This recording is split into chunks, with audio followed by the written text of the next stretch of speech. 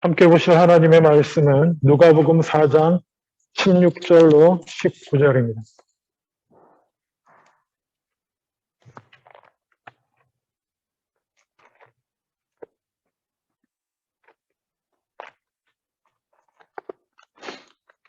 신약성경 누가복음 4장 16절로 19절 말씀입니다.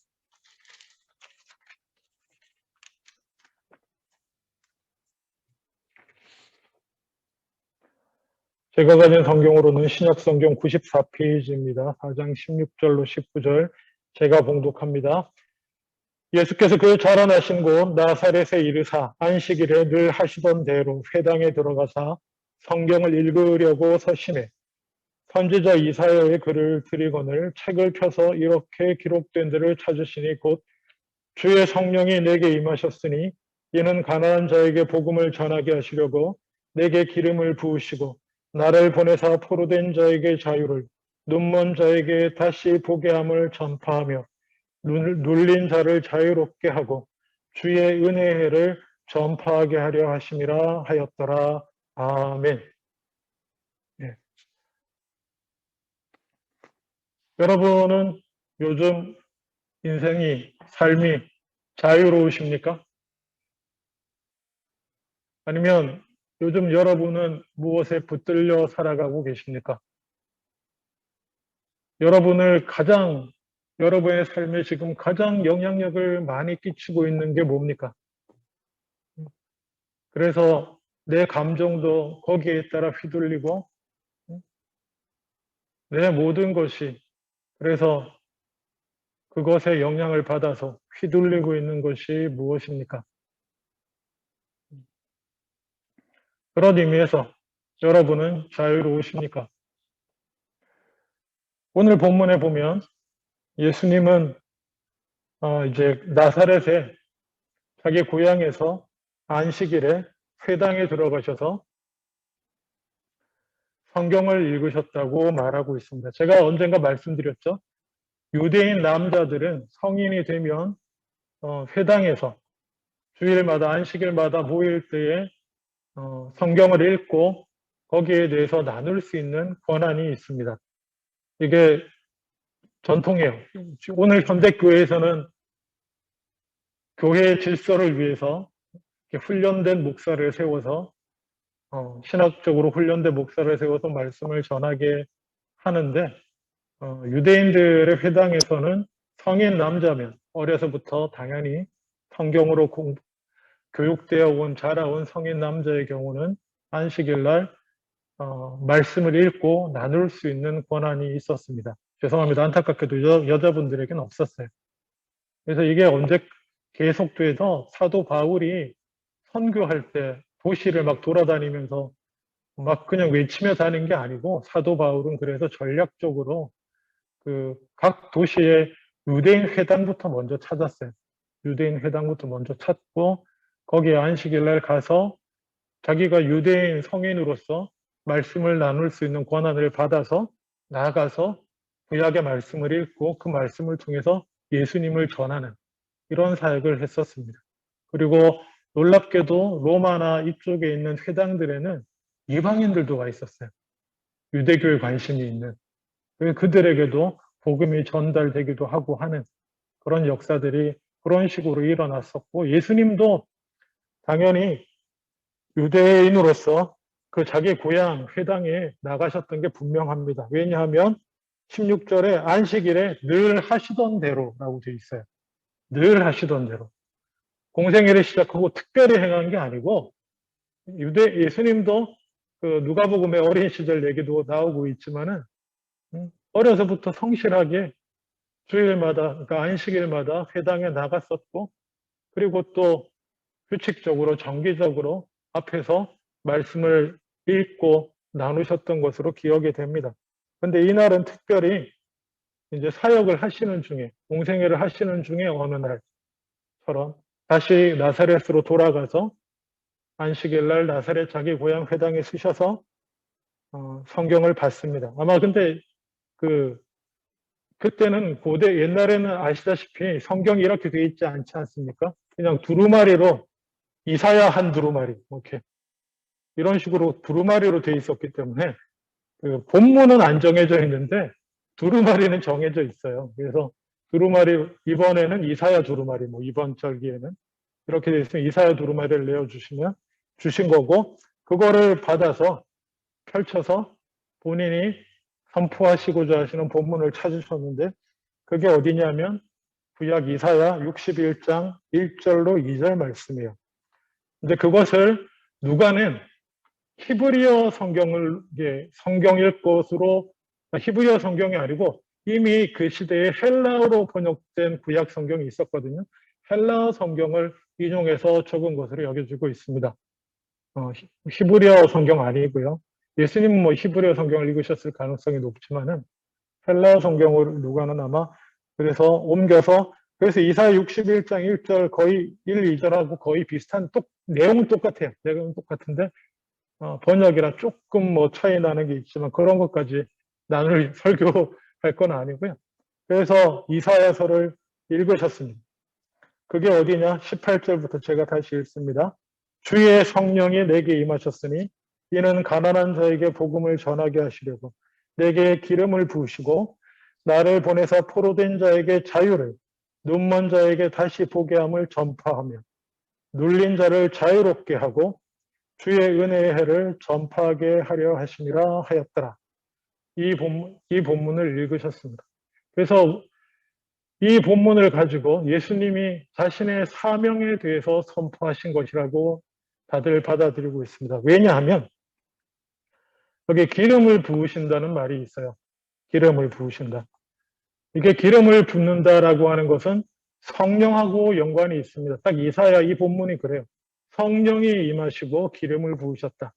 그러니까 기름 부음을 받는다라고 하는 것은 임명을 받는 것이거든요. 어떤 중요한 하나님을 위한 중요한 사역을 위해서 임명받을 때 기름 부음을 받습니다. 그래서 메시아도 기름 부음을 받은 자라는 의미가 있는데, 기름 부음 받는 사람들이 누구냐면 왕으로 임명될 때 기름 부음을 받고, 또 뭡니까? 제사장으로 임명될 때 기름 부음을 받습니다. 그리고 뭐 선지자라든지 그럴 때 어떤 임명을 한다는 의미가 기름 부음에 있는데, 이 기름 부음은 동시에 성령이 임하는 것과 관련이 있어요. 마치 오늘날 구원받은 것하고 세례 의식이 있잖아요. 그렇게 보시면 될 것 같아요. 그 기름 부음을 받는 것은 하나님의 성령을 받아서 받았다는 의미와 같은 의미예요. 같다기보다 좀 다르지만 어쨌든 구원과 세례 같은 이런 느낌이 있습니다. 그래서 예수님이 성령의 충만함을 받아서 하나님의 나라를 위해서, 사역을 위해서 임명받으셨음을 선포하시는 거예요. 사람들 앞에, 회당에서 공식적으로. 근데 예수님이 하시는 일은 뭐냐? 이 성령의 기름 부음을 받아서, 성령 충만함을 받아서 받은 소명이, 해야 할 그 소명이 뭐냐 하면, 가난한 자에게 복음을 전하고, 이게 가난한 자에게 복음을 전하는 것이 큰 하나의 주제라고 한다면, 그 밑에 포로된 자에게 자유를, 눈먼 자를 다시 보게 하고 눌린 자를 자유롭게 하는 사역을 하시고, 그리고 토탈해서 그것이 주의 은혜의 해를 선포하는 것이다. 주의 은혜의 해를 선포하는 것이 예수님의 사명이셨다는 거예요. 그래서 우리가 오늘 하나씩 살펴보면 이 18절 후반부에 보면 예수님이 하시는 일이 주로 뭐에 집중되어 있냐면 자유라고 하는 단어가 반복되어 나옵니다. 포로된 자에게 자유를, 눌린 자를 자유롭게 하고, 물론 눈먼 자를 다시 보게 한다라고 하는 것도 있지만, 이 가난한 자에게 기쁜 소식을 전하는 그 기쁜 소식의 내용이 뭐냐? 너희가 자유롭게 될 것이다. 너희가 지금 붙들려 있는 데서 자유롭게 될 것이다.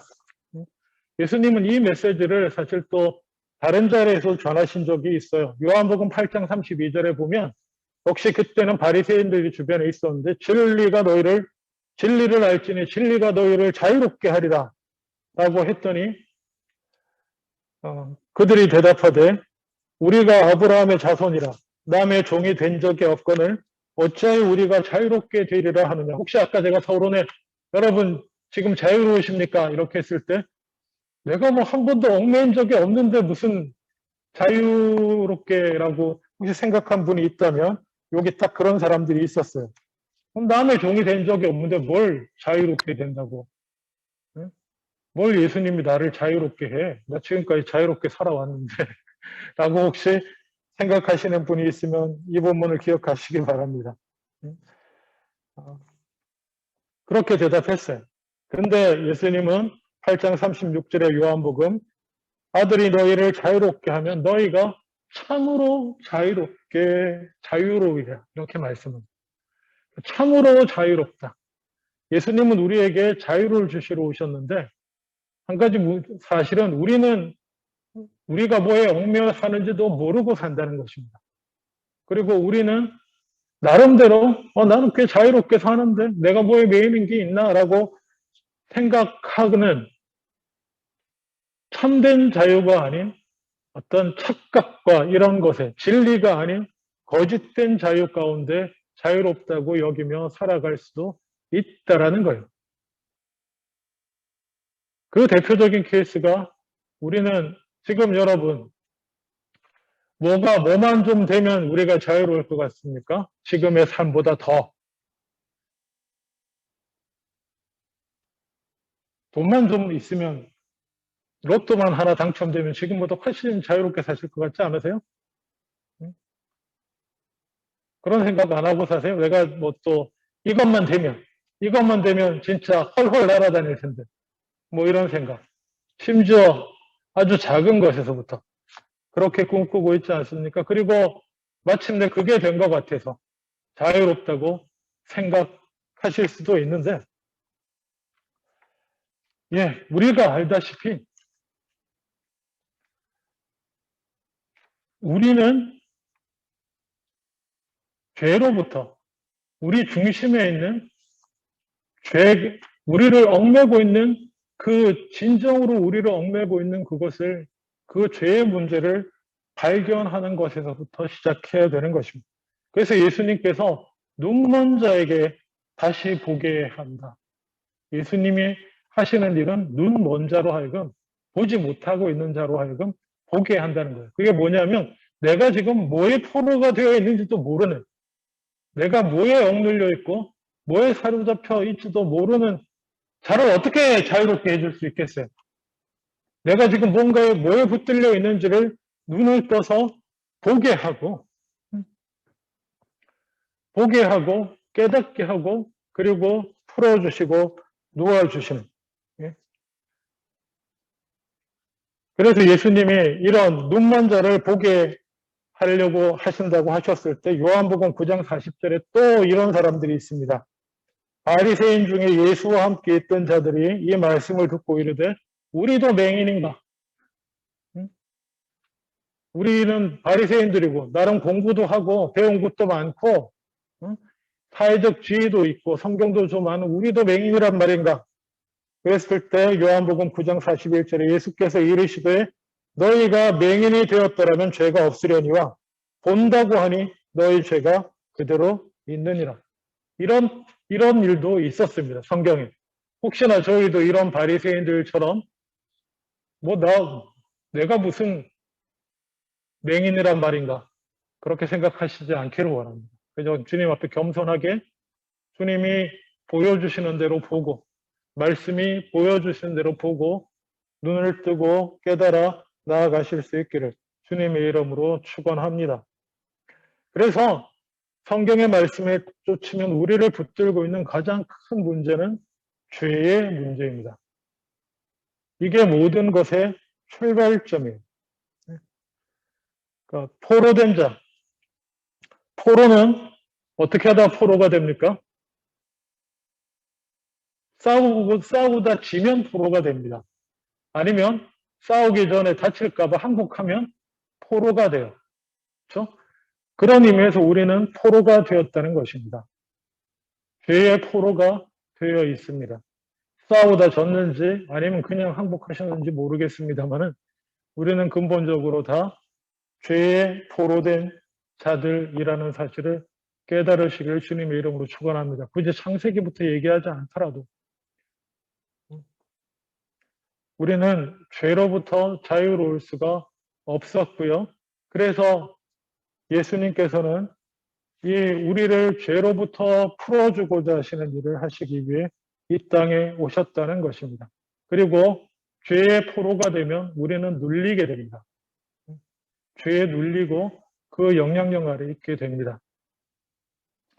죄의 영향력으로부터 우리를 자유롭게 해 주시려고 또한 주님이 오셨다라는 것입니다. 사실 우리를 누르고 우리를 자유롭게 하지 못하는 것은 이런 어떻게 보면 좀 추상적인 죄의 문제도 있지만은 실제로 우리가 겪는 것은 구체적인 것들이 많이 있습니다. 그렇죠? 실제로 우리를 자유롭게 하지 못하는 구체적인 것들이 뭐가 있습니까?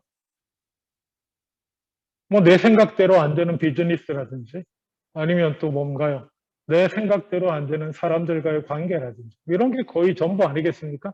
어떤 분에게는 내 생각대로 안 되는 건강 문제일 수도 있고 그런 것들이 우리로 자유롭게 못하는 것으로 우리는 경험되고 있는데 사실 곰곰이 생각해 보면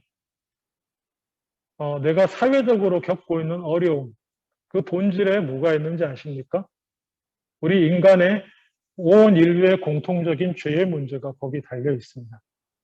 우리가 싸워오고 극복해 나오고 있기는 하지만 이 땅에 예수님이 오시고 복음이 들어와서 이 변화돼 나가는 중에 있지만 이 악한 인간들이 근본적으로 죄인된 인간들이 그 죄의 중심, 자기 중심적으로 만들어낸 사회 가운데서 우리는 늘 자유를 뺏기고 힘들고 뭐 눌리고 그렇게 하는 것입니다. 그래서 그게 사실은 구체적으로는 죄 문제와 상관없는 것 같이 보여도 본질적으로는 죄의 문제와 관련되어 있는 거예요. 인류 보편적인 죄의 문제와 관련되어 있기 때문에 예수님이 포로된 자에게 자유를 이라고 하셨을 때 거기에는 죄의 문제가 시작점, 출발점이 되는 것입니다.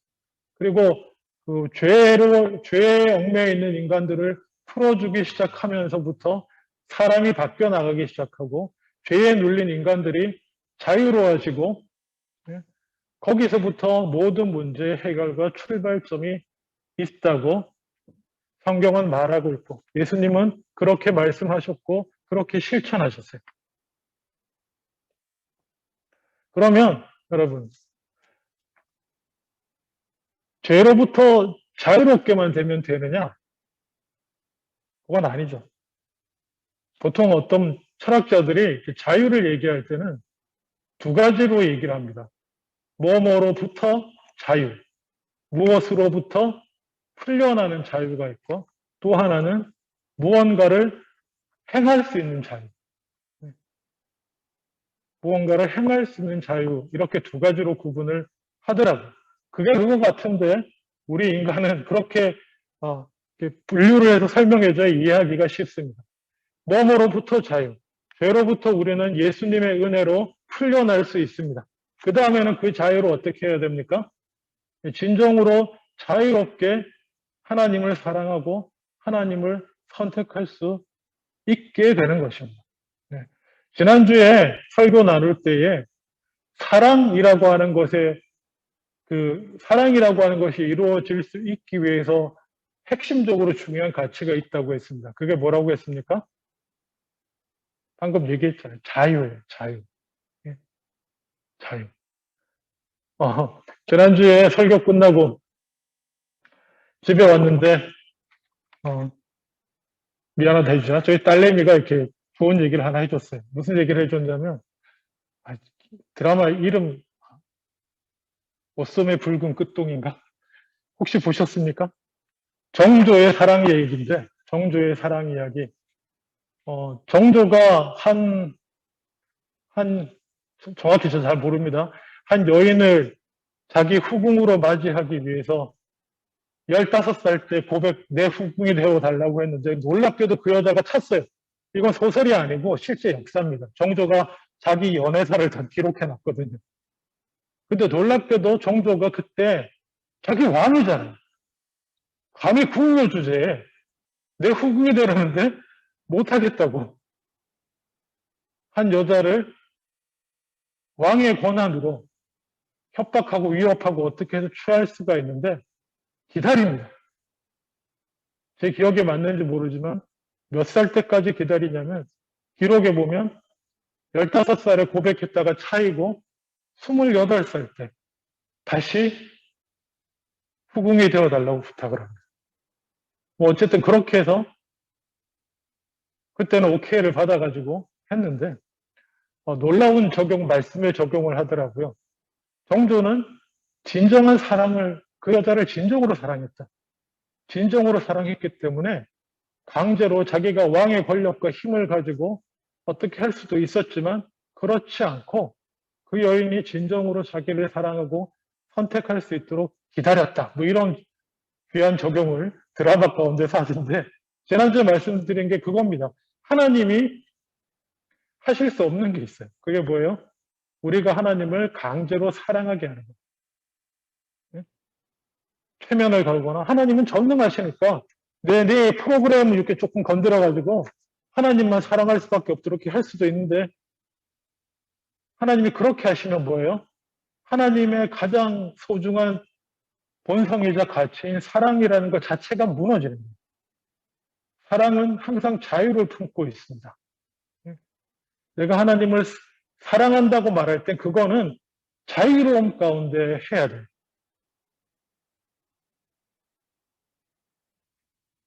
조건적인 거는 인간의 사랑은 뭐 조금씩 그럴 수밖에 없지만 진정한 의미의 사랑은 뭔가 걸려 있으면 안 됩니다. 자유로움 가운데 선택하는 사랑이어야 되는데 지금 한번 보세요. 이게 성경 전체 그 메시지하고도 연결되는 건데 원래 하나님을 사랑하고 섬기고 살아야 할 사람들이 그렇게 하나님 나라를 이루고 예배하며 살아야 할 사람들이 지금 다 어떻게 돼 있어요? 아담 이후에 타락해서 공중의 권세 잡은 자 사탄 마귀에게 범죄하고 하나님을 거부하고 나감으로 그 영향력 안에 다 붙들려 있다고요. 그러니 원래 이 사람들을 하나님께로 돌아와서 다시 하나님을 섬기고 사랑하고 하나님의 나라를 세워나갈 사람들로 만들어 하려면 가장 먼저 하셔야 할 일이 뭐겠습니까? 오늘 이거예요. 포로된 자에게 자유를. 예수님이 그렇게 죄의 포로가 되어 있는 자에게 자유를 주시는 작업. 그래서 그들이 뭡니까? 한 사람 한 사람 풀려나서 이제 그 죄의 영향력을 어느 정도 끊고 자유롭게 하나님을 선택할 수 있도록 그 역사를 하나님이 예수님께서 하신 것입니다.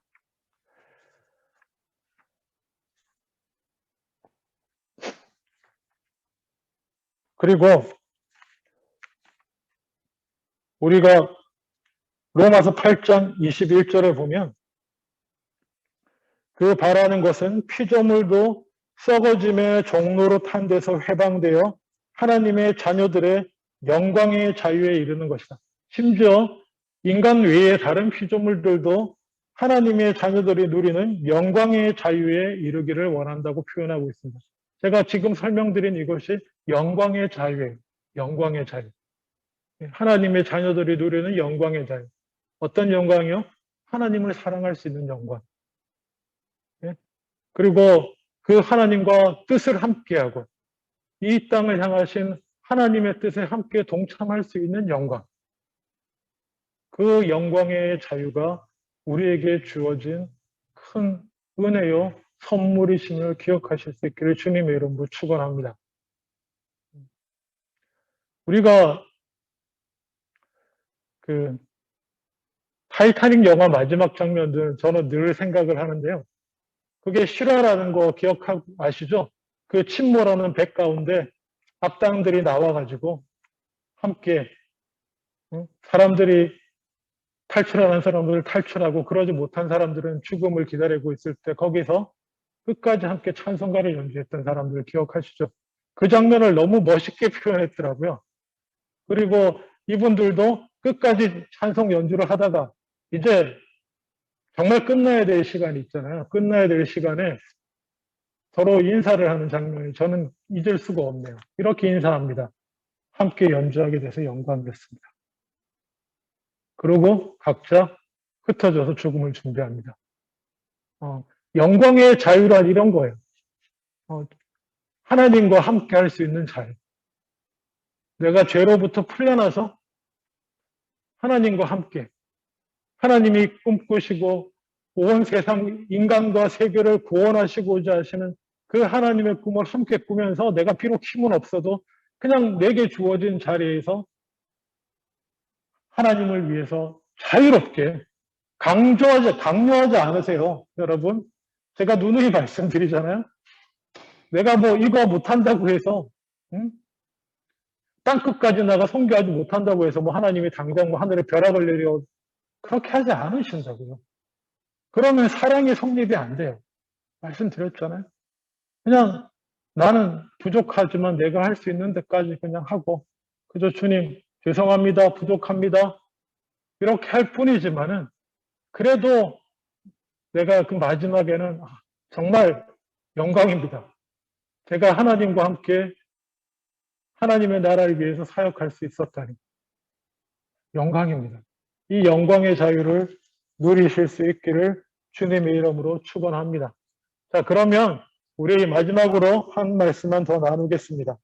우리 연약한 인간이 어떻게 하면 날마다 이 자유를 누리며 살아갈 수 있을까요?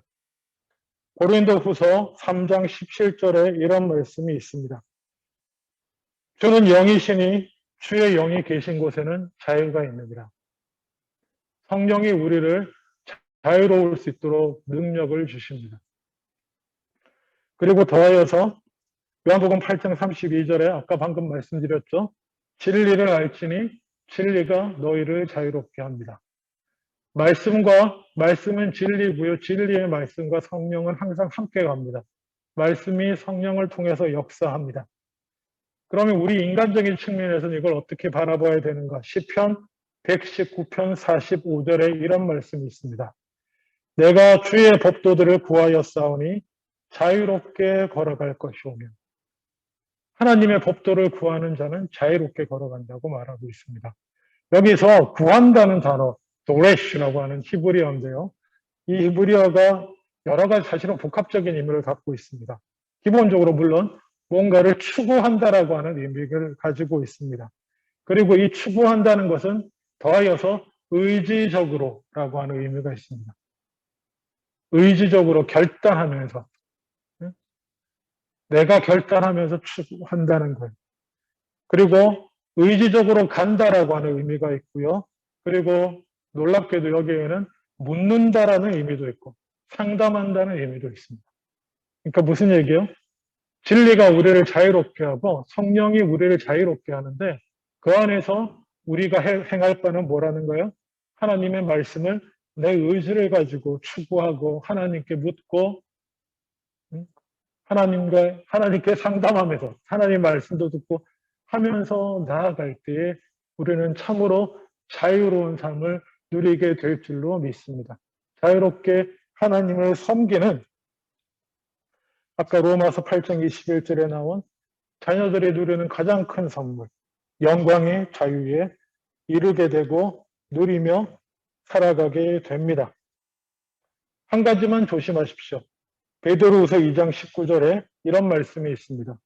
그들에게 자유를 준다 하여도 자신들은 멸망의 종들이니 누구든지 진 자는 이긴 자의 종이 되니라. 자유를 줘도 내가 또 죄와 싸워서 지면 종이 될 수 있습니다. 지게 되면 곤란해집니다. 그러니 항상 승리하며 살아가기 위해서 주의 법도를 구하며 성령을 구하며 그렇게 살아가는 저와 여러분 다 되실 수 있기를 주님의 이름으로 축원합니다. 기도하겠습니다.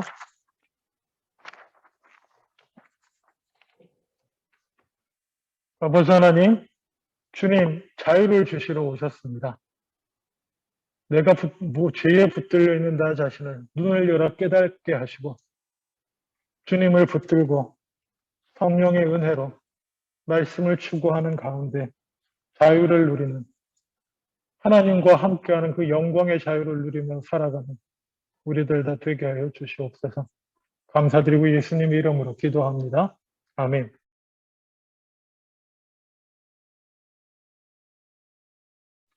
예, 자리에 앉아주시기 바랍니다.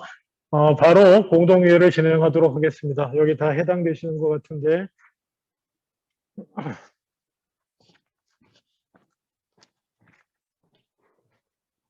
예, 저희 총회법에 따라 공동회의는 뭐 몇 분에 얼마 출석 예고 따지지 않습니다. 그래서 그 일주 전에 통보하고 그날 모이는 대로 공동회의는 진행하도록 되어 있습니다. 그러니까 길게 걸리지 않습니다. 오랜만에 하지만 저희 안 해보신 분은 걱정 안 하셔도 됩니다. 저희는 회의가 참 짧습니다.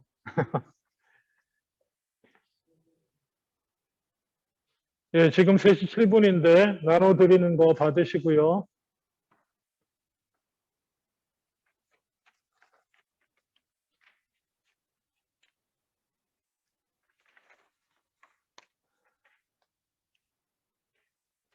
원래 재직회의도 거치고 뭐 여러 가지 절차가 있습니다만은 지금 코로나 상황 이후에 그냥 간략하게 이 자리에서 다 진행하도록 하겠습니다. 여러 번 모이는 것도 그렇고 그래서 받으시고요. 제가 잠깐 기도하고 공동회의 진행하도록 하겠습니다. 기도합니다. 아버지 하나님 감사합니다. 코로나로 어려운 중에 저희 그래도 주님께서 베풀어 주신 은혜로 이 자리까지 오게 하시니 감사합니다. 저희가 잘 모이지 못해서 또 여러 가지 회의로 자주 모이지 못하였지만은 그럼에도 불구하고 함께 하여 주신 베풀어 주신 주님의 은혜가 크심을 인하여 감사합니다. 저희가 모처럼 이제 모여서 또 온 성도들 앞에서 은혜를 함께 나누고자 합니다. 모든 것들이 투명하게 이루어지기를 원하여서 행할 때에 주님께서 함께하여 주시고 주님께서 또한 지혜를 더하여 주시옵소서. 감사드리고 예수님 이름으로 기도합니다. 아멘. 예, 바로 진행하겠습니다. 조기혁 집사님 나오셔서 예결산 공동회의이기 때문에 보고에 먼저 결산부터 해주시겠습니다.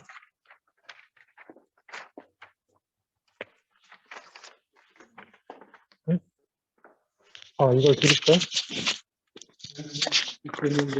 이거 되고 있어요.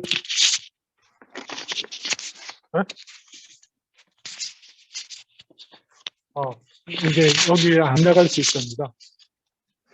이게 온라인으로 보고 계시는 분한테 안 나갈 수 있어서.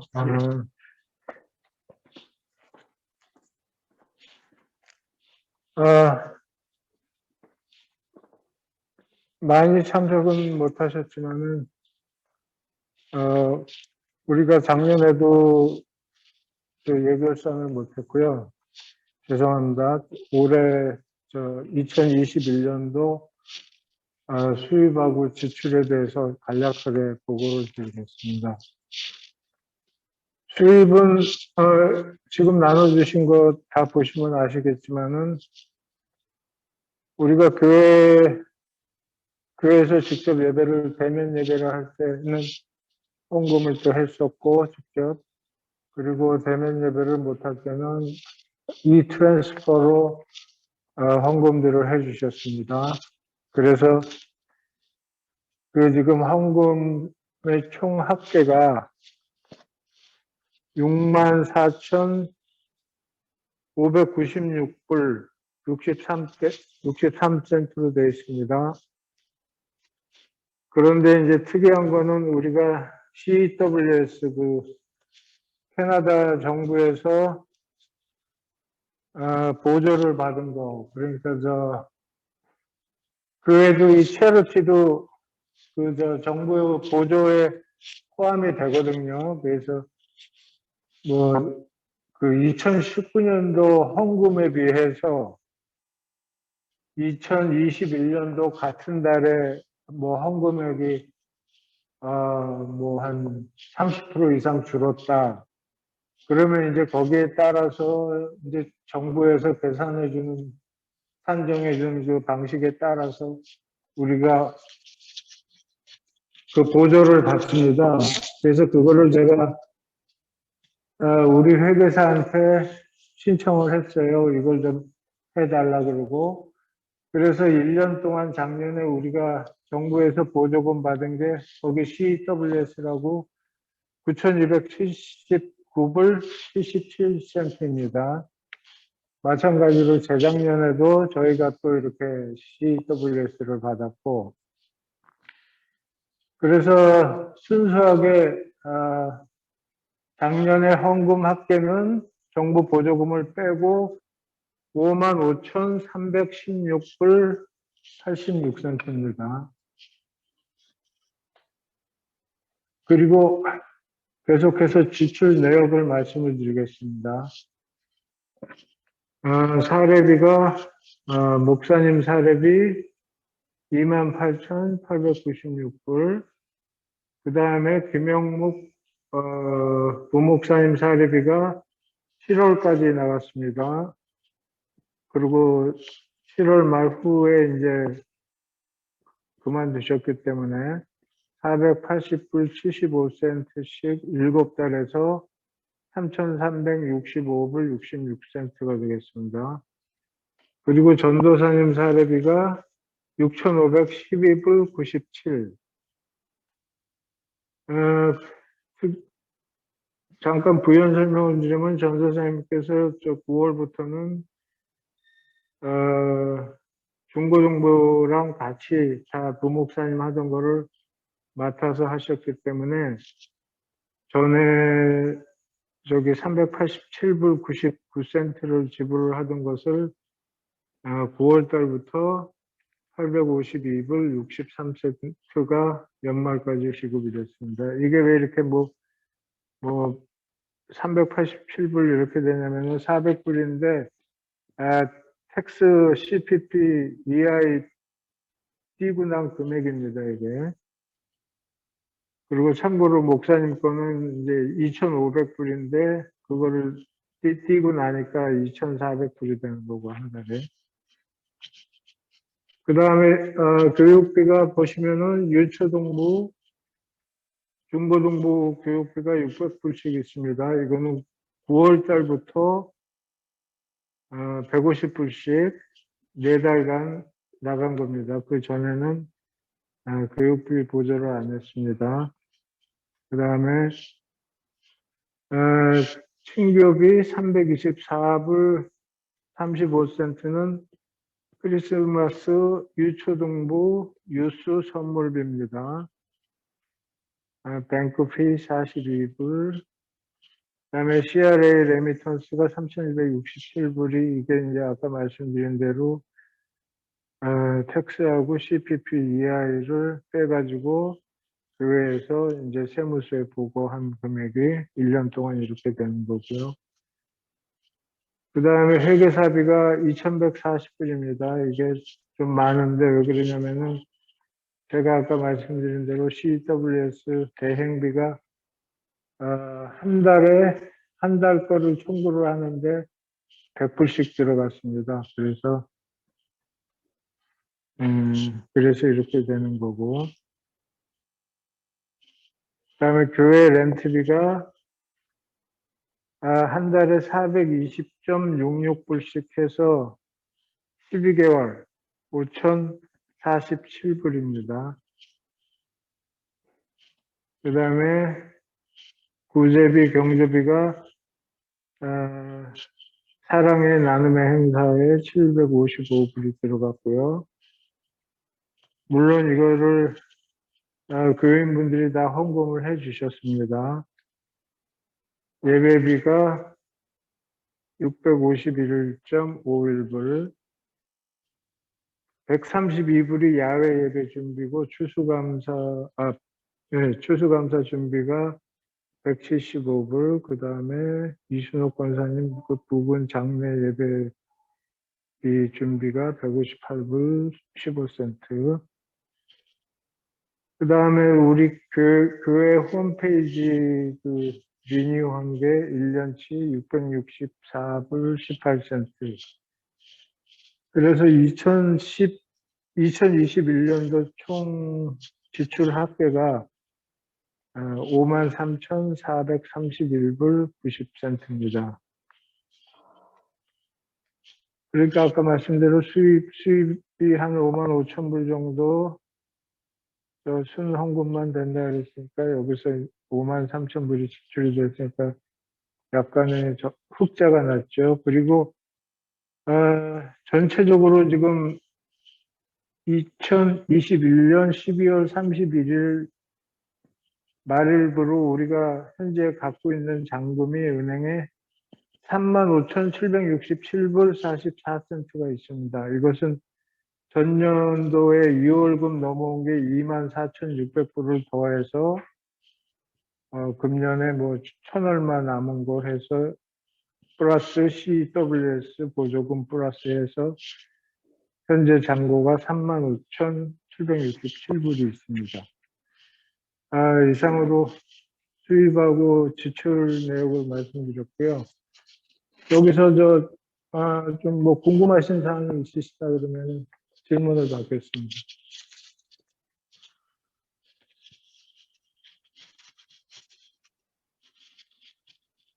네, 질문해 주시고요. 발표해 주세요.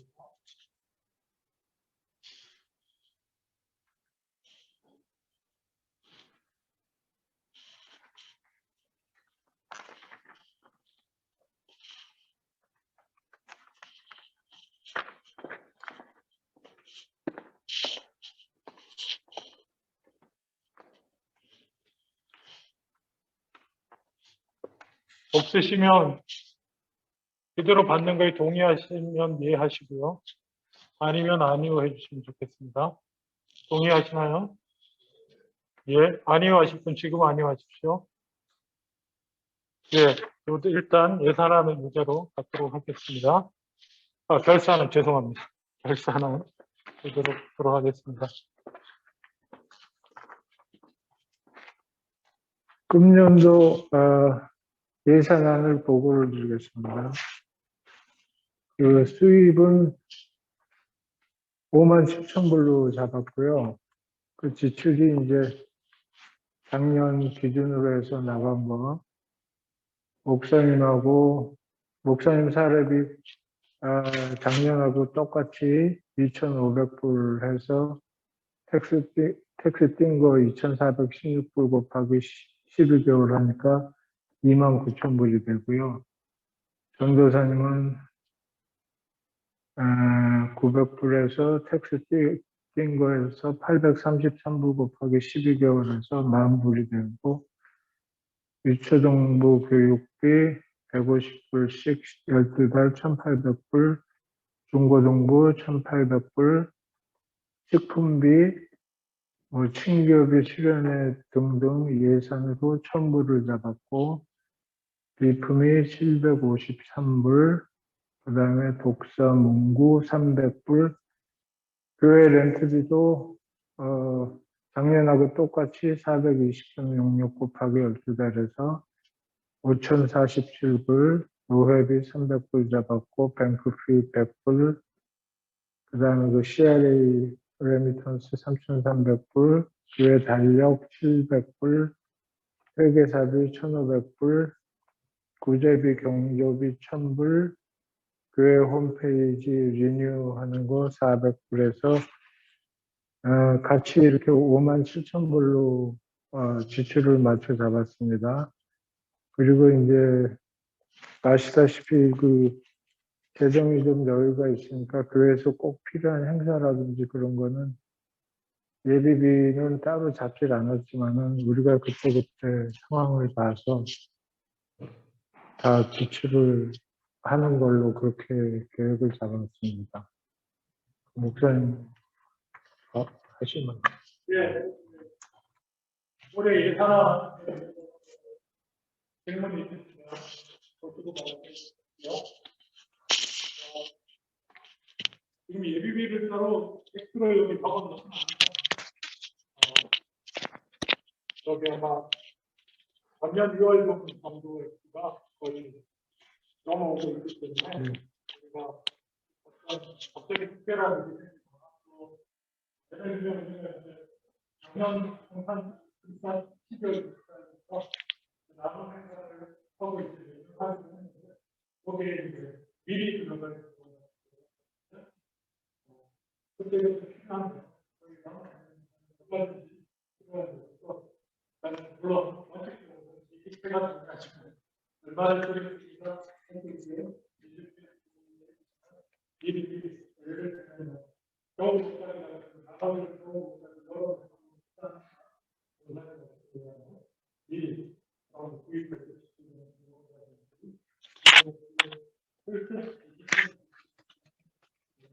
그 이외에 갑자기 이거